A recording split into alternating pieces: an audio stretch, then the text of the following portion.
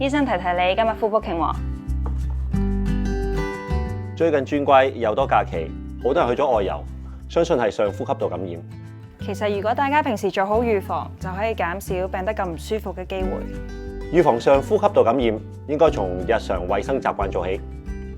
使用梘液同清水搓手至少20秒，或使用含酒精嘅搓手液。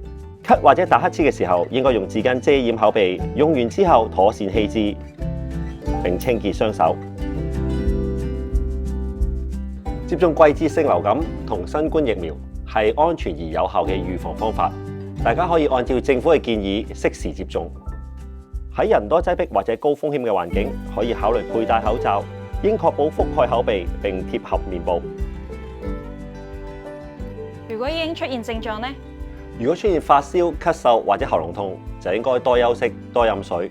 有症狀就要避免返工返學。如果症狀持續或者惡化咧，就要盡早求醫啦。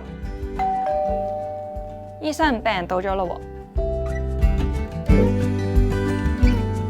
保護自己，其實亦係保護身邊嘅人。